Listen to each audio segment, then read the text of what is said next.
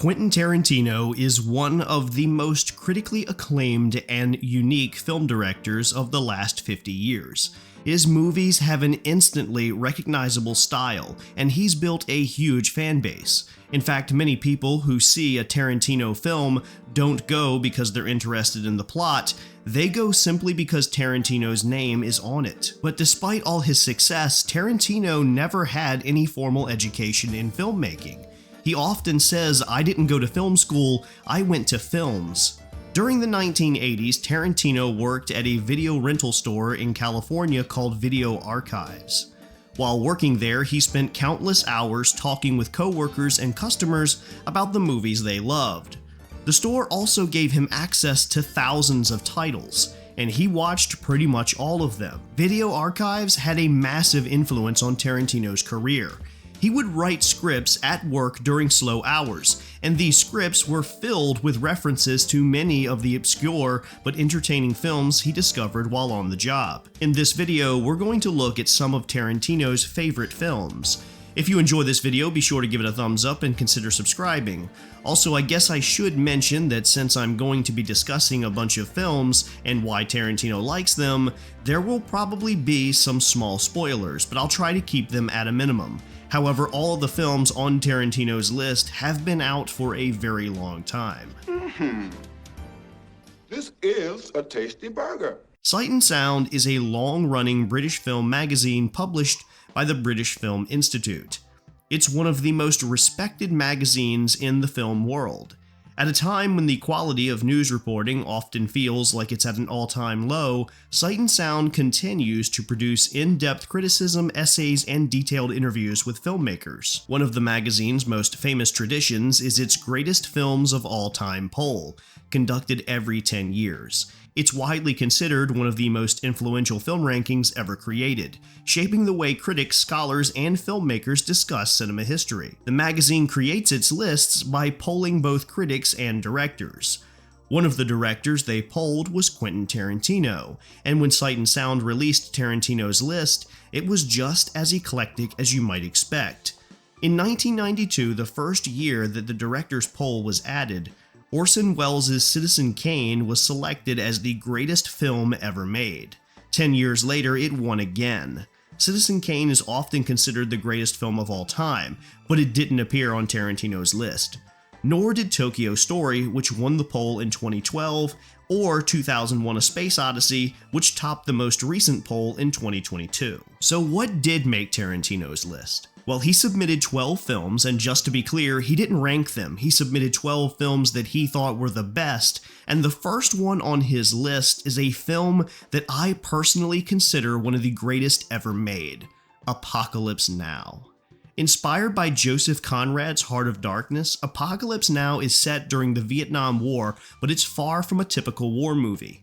Captain Willard, played by Martin Sheen, is sent on a secret mission to find and terminate an American colonel who may have gone insane.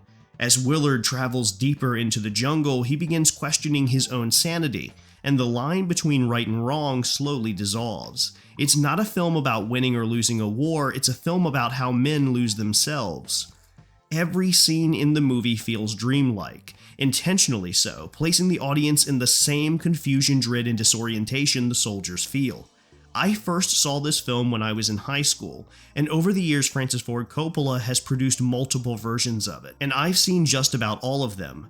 When I took AP English Lit, one of the books we had to read in class was Heart of Darkness, and I was pretty much the only student in the class who enjoyed the book, and it was mainly due to the fact that I had seen Apocalypse Now so many times.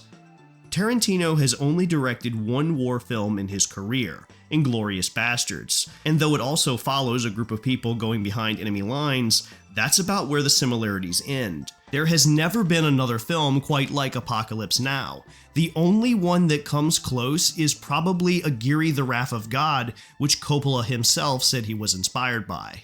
The second film on Tarantino's list, The Bad News Bears, couldn't be more different from Apocalypse Now.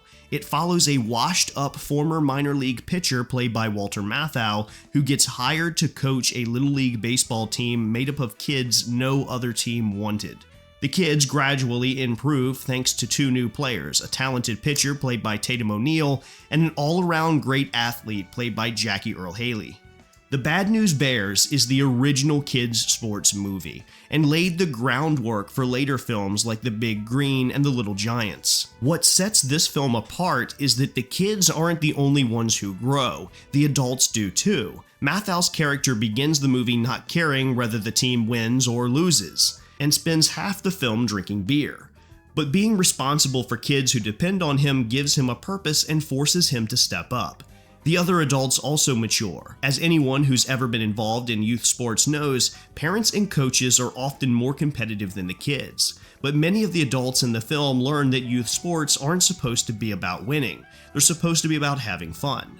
I'm honestly surprised that Tarantino would list this film. It's great, but it's far from anything he has ever made. Tarantino seems to have a fondness for the year 1976, because both The Bad News Bears and the next film on the list, Carrie, were released that year. And even though Apocalypse Now didn't come out till 1979, production actually began in 76. Tarantino was born in 1963, so he spent most of his teenage years during the 70s. It makes sense that he would be nostalgic for that decade. Carrie was directed by Brian De Palma. Although De Palma had already made several films, Carrie was his first mainstream hit. Tarantino is a huge De Palma fan. In his book, Cinema Speculation, Tarantino talks extensively about his admiration for De Palma, especially one of his early films, Sisters, which is excellent and I highly recommend it. I'm actually surprised he chose Carrie over Sisters. Personally, I'm not a huge fan of Carrie. I think it's a good film, but I feel like De Palma has made stronger movies, such as Scarface, Dressed to Kill, The Untouchables, and the previously mentioned Sisters. The movie is based on Stephen King's breakthrough novel about a girl who is bullied at school and mistreated at home. She develops telekinetic powers and ultimately unleashes them on her classmates. What makes Carrie unique is that it's a monster movie where you actually sympathize with the monster. You feel sorry for Carrie and you root for her, even though she ends up destroying everything. Seen through that lens, the film becomes much more emotionally powerful. Tarantino has said that what he loves most about Carrie is that it was the first movie he saw that felt like a realistic depiction of what being a high school teenager was actually like. And speaking of 1970s high school life, the next film on Tarantino's list is Dazed and Confused, which follows several teenagers over the course of the last day of school in, you guessed it, 1976. The film was clearly inspired by George Lucas's American Graffiti, which follows teenagers across one night in 1962. But unlike American Graffiti, which views the past through a nostalgic, romanticized lens, Dazed and Confused takes a more grounded, realistic approach. It also features a wider variety of characters from different social groups, making it far easier for viewers to see themselves in at least a few of them. I first discovered this film on TV as a kid. I watched part of it, but I didn't really understand much of what was happening. It wasn't until after I graduated high school that I revisited it and gained a much deeper appreciation.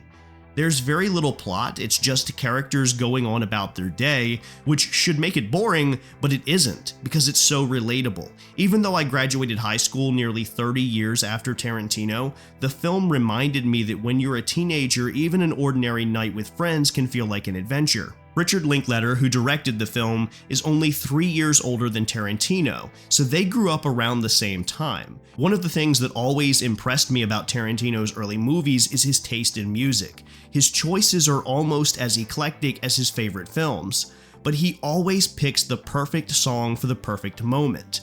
Linklater does the same thing here. The Dazed and Confused soundtrack is incredible, featuring Alice Cooper, Lynyrd Skynyrd, Kiss, and Black Sabbath.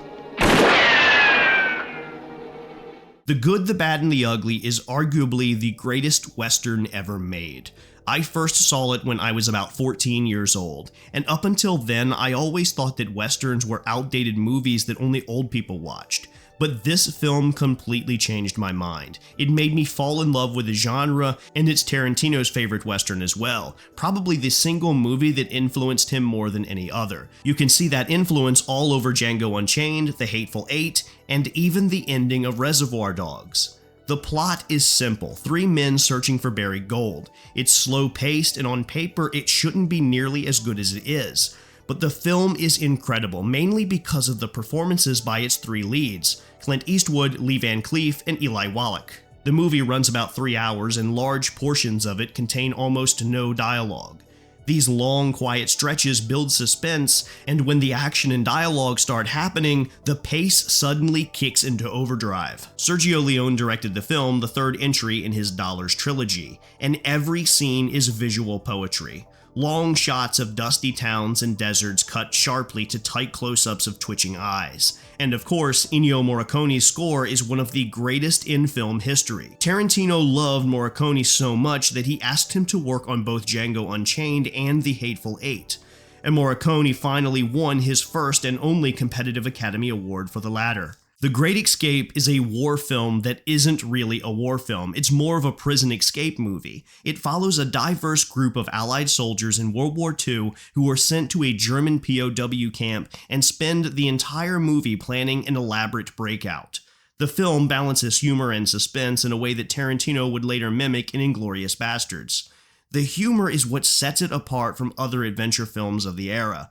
War movies at the time were usually very serious, but the lighthearted moments in The Great Escape made it more entertaining without undermining the real events the story is based on. And that humor makes the ending even more impactful.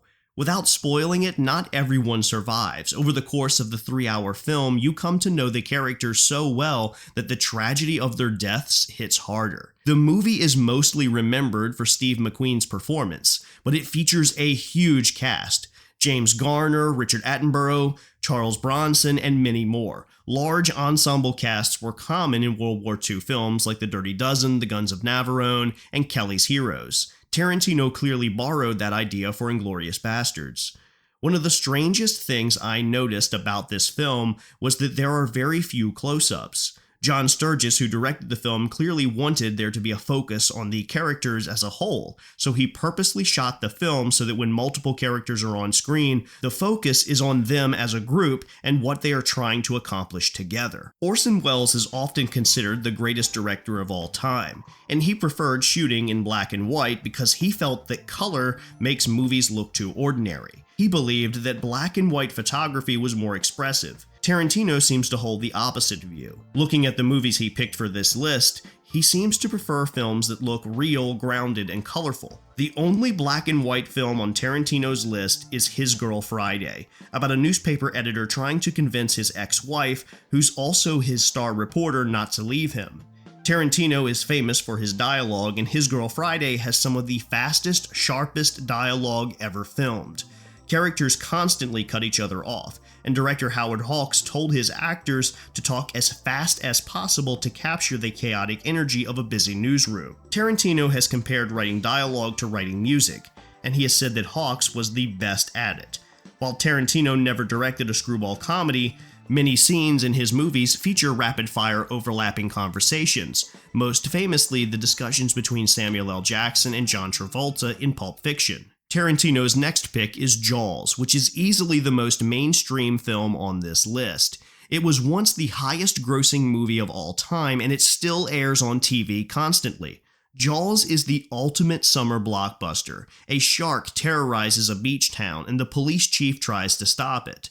The brilliance of the film comes from Steven Spielberg's use of suspense. The mechanical shark didn't work properly, so Spielberg improvised by shooting many scenes from the shark's point of view. That choice made the movie seem even more terrifying because the audience always sensed the shark approaching even when the characters didn't. The entire third act takes place on a small fishing boat in the middle of the ocean, and it's pure edge-of-your-seat tension. Tarantino is a master of building suspense. Just watch the tavern scene in Inglourious Basterds or the diner scene in Pulp Fiction. He learned a lot about tension and release from movies like Jaws. If Jaws is the most mainstream movie on Tarantino's list, then the next one is probably the most obscure. Pretty Maids All in a Row. I had never heard of this until I saw Tarantino recommend it. The movie is about a high school where several girls are murdered by their guidance counselor, played shockingly by Rock Hudson. You might assume this is a slasher movie, but it isn't one at all. It came out in 1971, and it's actually a comedy. Believe it or not, the film was written by Gene Roddenberry, the creator of Star Trek, and it's his only feature film he ever wrote. Despite its unusual cast, including Angie Dickinson and Telly Savalas, critics trashed it and the movie faded into obscurity. I don't think I've ever even seen it air on TV. Its biggest claim to fame seems to be the fact that Tarantino loves it. When I watched it, I went in with low expectations but ended up enjoying it. I wouldn't put it on any top 10 list, but the film's unusual mix of comedy, violence, and bright, cheerful cinematography makes it interesting. That contrast of sunny visuals paired with dark subject matter is something Tarantino uses a lot, especially in Once Upon a Time in Hollywood. In Pretty Maids All in a Row, Rock Hudson plays a character who is charming, persuasive, and extremely dangerous, very similar to how David Carradine portrays Bill in Kill Bill. And speaking of Kill Bill, the next film on Tarantino's list is Rolling Thunder, another relatively unknown movie, but one that heavily influenced Kill Bill. In Rolling Thunder, a Vietnam veteran returns home after 7 years as a POW, only to have his family murdered by a gang. The veteran is played by William Devane. Modern audiences may know him as James Heller from 24. Devane's character teams up with another veteran played by a young Tommy Lee Jones, and the two hunt down the people responsible. The movie features characters suffering from PTSD long before that was a common subject in Hollywood, and it has a slow, minimalist plot that suddenly erupts into bursts of violence. Tarantino talks about this movie a lot in his book, and he calls it the best revenge film ever made. Personally, I was a little disappointed by it. I like the theme and I love Tommy Lee Jones, but I think Tarantino's Kill Bill is a far better revenge story. Rolling Thunder and Kill Bill both center on characters who are removed from society for years. Devane because he was a POW, and Uma Thurman's the bride because she was in a coma, and both have to readjust while pursuing revenge. Rolling Thunder was written by Paul Schrader, who also wrote Taxi Driver, another film that appears on Tarantino's list. Taxi Driver was directed by Martin Scorsese and stars Robert De Niro as Travis Bickle, a New York cab driver who has recently returned from Vietnam and is struggling to adjust to civilian life. He suffers from insomnia, drifts through a lonely and isolated existence, and seems to have no real human connection. His only companion is his television, which he accidentally breaks halfway through the film. Desperate to find purpose, he fixates on assassinating a politician and later shifts his attention to rescuing a young prostitute played by Jodie Foster. Scorsese intentionally refuses to portray De Niro's character as either a hero or a villain. He wants the audience to decide that for themselves. Even the ending is ambiguous. After Travis attempts to rescue Foster's character, he is badly wounded, and it's never made clear if he survives or if portions of the ending are just delusions. It's a film that forces you to confront uncomfortable truths about society. It feels like a companion piece to Rolling Thunder not only because both were written by Paul Schrader, but because both center on lonely men who no longer fit into the world around them and who ultimately turn to extreme violence in their search for meaning. Tarantino has called Taxi Driver the greatest first-person character study ever put on film. I can't really think of any Tarantino movie that feels exactly like this, although you can see some influence in Jackie Brown, specifically in its grounded, gritty realism. But the character of Jackie Brown couldn't be more different than Travis Bickle. The last film on Tarantino's list is Sorcerer, a 1977 movie directed by William Friedkin. When you ask most people what their favorite Friedkin film is, they'll usually say The French Connection or The Exorcist, which are universally praised classics. Sorcerer, on the other hand, received mixed to negative reviews. Part of that criticism comes from the fact that it's a remake of the 1953 French film The Wages of Fear, which won the Palme d'Or at the Cannes Film Festival. Friedkin's version completely bombed at the box office. He later claimed that the movie failed mainly because it was released around the same time as Star Wars, and that definitely didn't help. I think Sorcerer is a good movie, but not one I'd recommend to everyone. It follows 4 criminals hiding out in a small South American village. When a nearby oil well explodes, the men are hired to transport unstable nitroglycerin across dangerous terrain so that the company can extinguish the fire. The job is brutally risky. The nitro could explode at any moment. One reason that some viewers don't like the film is that there are long stretches that have very little dialogue. similar to The Good, the Bad, and the Ugly, but without as many dynamic action scenes. Still, it contains some incredibly suspenseful sequences, and the idea of a group of people who don't trust each other being forced to work together is something Tarantino uses often, especially in Reservoir Dogs and The Hateful Eight. Please let me know in the comments what you think of Tarantino's list, and tell me if there are any films you believe Tarantino or fans of his work would enjoy. And if you want a better understanding of how Tarantino developed his love of movies, consider checking out his book. As always, thanks for watching.